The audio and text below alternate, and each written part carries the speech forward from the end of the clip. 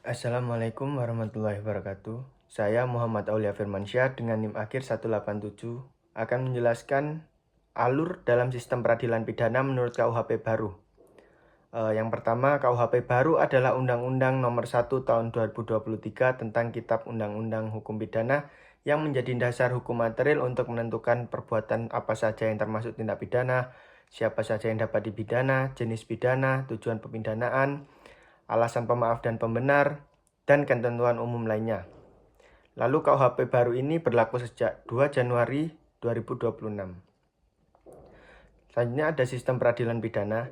Sistem peradilan pidana adalah rangkaian proses penegakan hukum pidana yang melibatkan yang pertama kepolisian, lalu ada kejaksaan, pengadilan, lembaga permasyarakatan, pelaksanaan pidana. Lalu mungkin selanjutnya prinsip dasar dulu menurut KUHP baru. Yang pertama ada asas legalitas. Tidak ada orang yang dapat dipidana jika tidak ada aturan pidananya lebih dahulu. Lalu ada larangan analogi. Dalam menentukan adanya tindak pidana tidak boleh menggunakan analogi. Ini ditegaskan dalam pasal 1 ayat 2 KUHP baru. Lalu ada keseimbangan keadilan. KUHP baru menekankan keseimbangan antara kepentingan pelaku, korban, masyarakat, dan negara. Lalu ada tujuan pemidanaan. KUHP baru tidak hanya menghukum, tetapi juga yang pertama ada mencegah tindak pidana, lalu memasyarakatkan terpidana, menyelesaikan konflik, memulihkan keseimbangan, dan terakhir menumbuhkan penyesalan pelaku. Lalu selanjutnya ada alur sistem peradilan pidana menurut KUHP baru. Ini singkatnya saja. Yang pertama ada peristiwa pidana, lalu ada laporan, selanjutnya ke penyelidikan, ke penyidikan, lalu ada penetapan tersangka, pelimpahan ke jaksa, penuntutan, terus ada sidang pengadilan, putusan, upaya hukum, eksekusi pidana, yang terakhir pembinaan atau lapas. Nah, kemudian masuklah ke tahap-tahap alur sistem peradilan pidana. Tahap yang pertama tadi yaitu terjadinya peristiwa yang diduga tindak pidana, yakni suatu perbuatan terjadi dan diduga melanggar KUHP baru. Misalnya, yang pertama ada pencurian, penganiayaan, penipuan, penghinaan, perbuatan kesusilaan tertentu, lalu ada tindak pidana terhadap nyawa, harta, dan lain-lain. Inti dari tahap pertama ini yaitu dilihat apakah perbuatan tersebut memenuhi unsur delik dalam KUHP baru. Lalu harus ada rumusan pasal yang jelas atau asas legalitasnya. Lalu di tahapan nomor 2 ada di laporan dan pengaduan. Perkara pidana bisa mulai karena yang pertama ada laporan dari siapa yang mengetahui adanya dugaan tindak pidana.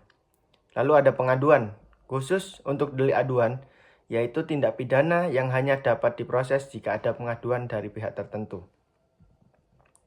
Lalu KUHP baru tidak mengenal delik aduan pada beberapa tindak pidana tertentu, artinya tidak semua perkara bisa langsung diproses polisi tanpa pengaduan korban atau pihak berhak.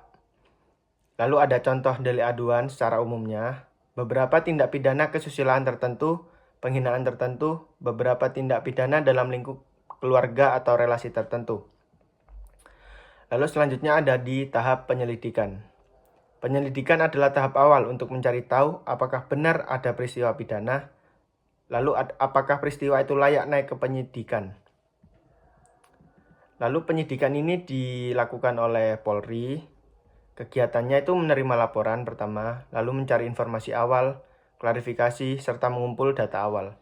Tujuan dari penyelidikan ini, apakah ini benar tindak pidana menurut KUHP baru. Jadi pihak kepolisian mencari bukti-bukti atau apapun itu yang bisa membuktikan kalau ini adalah tindak pidana yang diatur dalam KUHP baru seperti itu. Lalu kita masuk ke tahap 4, yaitu tahap penyidikan. Jika ditemukan dugaan kuat, perkara naik ke penyidikan.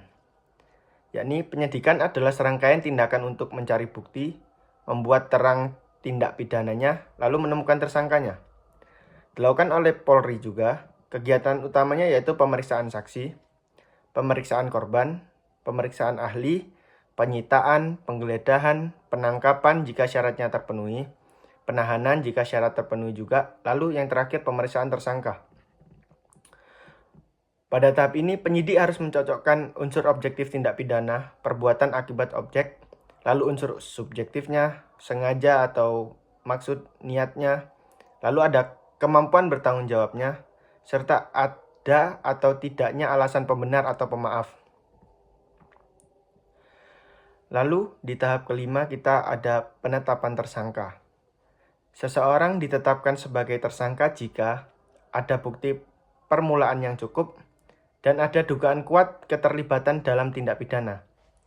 Penetapan tersangka harus mempertimbangkan apakah unsur pasal terpenuhi, apakah orang tersebut dapat dimintai pertanggungjawaban pidana, apakah ada alasan pembenar atau pemaafnya.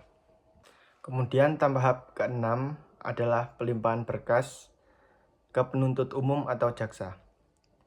Apabila penyelidikan selesai, berkas perkara dikirim ke kejaksaan.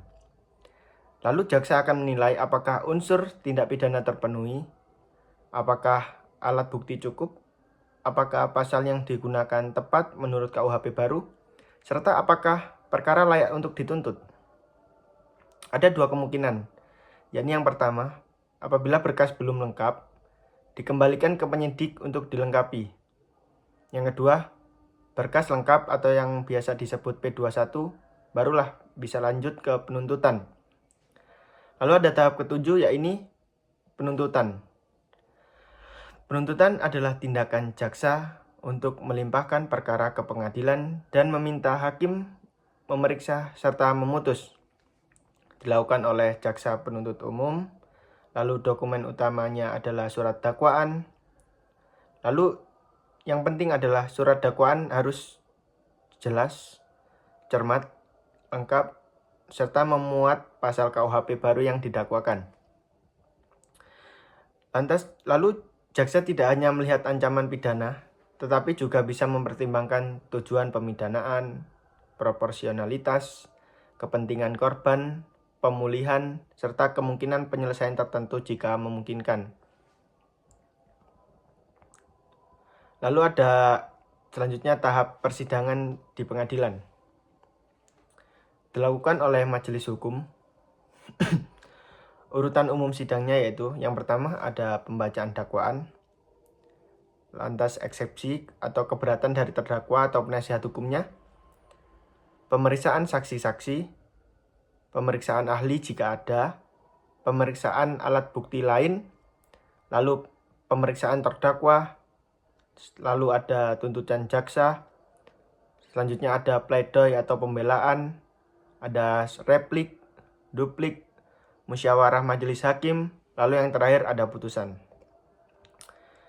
Peran hakim di persidangan yakni hakim menilai apakah unsur pasal KUHP baru terbukti, apakah alat bukti yang dilampirkan cukup, apakah terdakwa dapat dipertanggungjawabkan, lalu apakah ada alasan penghapusan pidana. Lalu ada tahap putusan hakim. Tahap ke-9 putusan. Hakim dapat menjatuhkan beberapa kemungkinan. Yang pertama ada putusan bebas jika unsur tindak pidana tidak terbukti. Lalu ada kemungkinan lain, pemutusan lepas dari segala tuntutan hukum jika perbuatannya terbukti tetapi bukan tindak pidana atau ada alasan tertentu. Ada kemungkinan lain yaitu pemutusan pemidanaan. Jika unsur tindak pidana terbukti, terdakwa mampu bertanggung jawab, tidak ada alasan pembenar atau pemaaf. Lalu ada jenis sanksi menurut KUHP baru. KUHP baru membawa pembaruan penting soal pemidanaan. Ada pemidanaan pokok secara umum yang pertama dapat berupa pidana penjara, pidana tutupan, pidana pengawasan, pidana denda, lalu ada pidana kerja sosial. Lalu ada pidana tambahan, yakni pencabutan hak tertentu, perampasan barang tertentu, pengumuman putusan hakim, pembayaran ganti kerugian tertentu sesuai ketentuan. Lalu ada tindakannya. Selain pidana, KUHP baru juga mengenal tindakan, misalnya ada rehabilitasi, perawatan, pembinaan, dan bentuk lain sesuai kondisi pelaku atau perkara.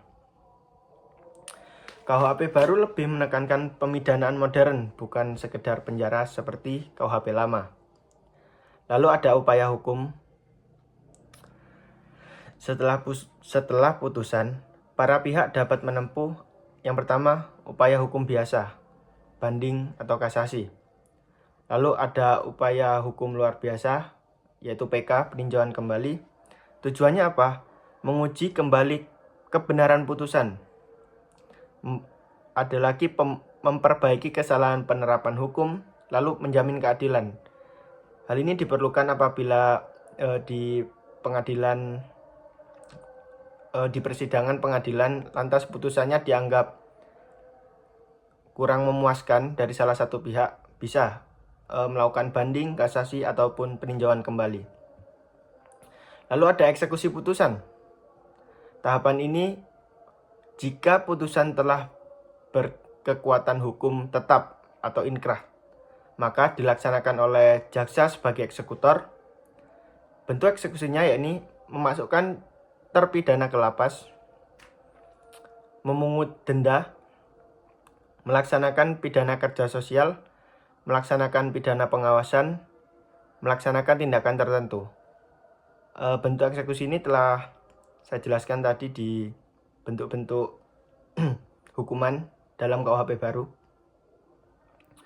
Lalu ada tahap pemasyarakatan, yakni yang tadi pembinaan di lapas atau pelaksanaan pidana setelah eksekusi. Terpidana menjalani pembinaan di lembaga permasyarakatan atau skema lain sesuai jenis pidana.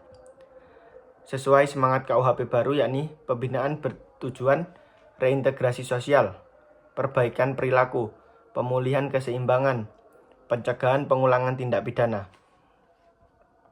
Lalu ada beberapa hal-hal baru yang ditekankan dalam materi KUHP baru. Yang pertama ada pergeseran dari membalas ke memulihkan dan membina. KUHP baru tidak hanya menekankan pembalasan, tetapi juga menekankan perlindungan masyarakat, pembinaan pelaku, pemulihan korban, penyelesaian konflik sosial. Lalu munculnya alternatif pidana di KUHP baru ini. Selain penjara, yakni yang tadi kerja sosial, pengawasan, denda kategori. Ini menunjukkan bahwa KUHP baru lebih modern lah daripada KUHP lama. Lalu ada lagi peran hakim lebih progresif. Hakim harus sungguh-sungguh mempertimbangkan keadaan pribadi pelaku, lalu motif pelaku apa, lalu ada dampak pada korban, nilai keadilan substantifnya, lalu ada tujuan pemidanaan. Hakim harus lebih progresif sesuai aturan di KUHP baru ini. Lalu ada penguatan individualisasi pidana. Jadi pidana tidak boleh dijatuhkan secara otomatis. Harus melihat kesalahannya, keadaan pelaku, akibat perbuatan, lalu ada kemungkinan perbaikannya. Lalu mungkin sedikit contoh kasus, yakni kasus pencurian. Kasus sederhana saja, contohnya kasus pencurian. Si A mengambil HP milik B tanpa izin. Lalu si B melapor ke polisi. Lalu polisi memeriksa apakah benar ada peristiwa, siapa yang terlibat, ada saksi kah atau CCTV. Setelah itu masuk ke penyidikan. Polisi memeriksa saksi, menyita HP, lalu memeriksa si A, lalu mencocokkan unsur pencurian dalam KUHP baru. Lalu penetapan tersangkanya yaitu jika bukti cukup, A ditetapkan jadi tersangka nih. Lalu pemberkasan ke jaksa. Jaksa meneliti kelengkapan berkasnya. Setelah itu masuk ke penuntutan, jaksa membuat surat dakwaan dan melimpahkan ke pengadilan. Masuklah kita ke persidangan. Hakim memeriksa saksi, barang bukti, keterangan terdakwa, lalu kita masuk ke putusan terakhir. Jika terbukti si A mencuri HP si B, si A dapat mendapatkan penjara atau pidana alternatif tertentu sesuai keputusan hakim. Lalu eksekusi, jaksa melaksanakan putusan. Lalu mungkin setelah saya menjelaskan alur persidangan di KUHP baru tadi, mungkin saya akan sedikit membandingkan apa sih perbedaan KUHP lama sama KUHP baru. Perbedaan paling penting yaitu dari hukum kolonial ke hukum nasional dulu. Kalau KUHP lama itu berasal dari sistem hukum kolonial Belanda. Lalu banyak pasal disusun untuk konteks masyarakat masa penjajahan, jadi tidak terlalu relevan di zaman modern ini. Kalau KUHP baru dirancang sebagai KUHP Nasional Indonesia, menyesuaikan nilai Pancasila, Undang-Undang Dasar 1945, serta perkembangan masyarakat Indonesia. KUHP baru lebih Indonesian sentris, sedangkan KUHP lama bersifat kolonial. Lalu ada perubahan paradigma pemidanaan. KUHP lama ini orientasinya lebih dominan pada penghukuman, penjara menjadi instrumen utama lah dalam KUHP lama. Sedangkan KUHP baru, pemidanaan bukan hanya menghukum, tetapi juga mencegah kejahatannya, membina pelaku supaya tidak melakukan kejahatan yang sama lagi, memulihkan korban, menyelesaikan konflik, lalu memulihkan keseimbangan sosial. KUHP baru ini lebih modern dan lebih humanis, tidak seperti KUHP lama yang orientasinya lebih dominan ke penghukuman, ke penjara sebagai instrumen utamanya. Lalu jenis pidana lebih variatif. Kalau KUHP lama jenis pidana pokok lebih terbatas. Misalnya pidana mati, penjara, kurungan, serta denda. Kalau KUHP baru lebih banyak, jenis pidana pokok lebih berkembang. Antara lain pidana penjara, pidana tutupan, pidana pengawasan, pidana denda, serta ada pidana kerja sosial. BPK menjelaskan KUHP baru memuat buku ke-1 ketentuan umum dan buku kedua serta menjadi dasar penerapan bagi undang-undang lain. KUHP baru membuka ruang alternatif selain penjara-penjara saja. Lalu ada sistem denda lebih realistis. Kalau KUHP lama itu nominal denda banyak yang sangat kecil dan tidak relevan lagi. Karena krusnya beda. Zaman kolonial dulu sama zaman sekarang. Jadi dianggap tidak efektif. Kalau KUHP baru menggunakan kategori denda, lebih fleksibel dan lebih disesuaikan lah hukuman dendanya. KUHP baru membuat pidana denda lebih fungsional. Lalu ada penguatan peran korban dan restoratif justice. Kalau KUHP lama itu lebih berfokus pada negara melawan pelaku. Korban belum tentu menonjol dalam filosofi pemidanaan. Sedangkan kalau KUHP baru lebih memperhatikan pemulihan korban, penyelesaian konflik, keseimbangan antara pelaku, korban, masyarakat, dan negara. KUHP baru lebih berpihak pada keadilan substantif, bukan hanya formal. Lalu ada pengakuan hukum yang hidup dalam masyarakat.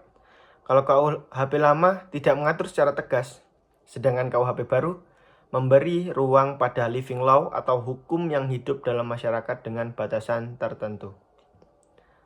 Kesimpulannya, KUHP baru itu mencoba mengakomodasi hukum adat atau nilai lokal, meskipun penerapannya tetap harus hati-hati agar tidak bertentangan dengan asas legalitas dan hak asasi manusia.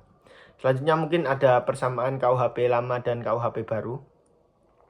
Walaupun banyak berubah, ada beberapa hal yang tetap sama. Yang pertama, sama-sama mengatur hukum pidana material, tentu saja. Lalu yang kedua, sama-sama menganut asas legalitas, tentu saja, masih sama lah. Yang ketiga, sama-sama menjadi dasar pemidanaan.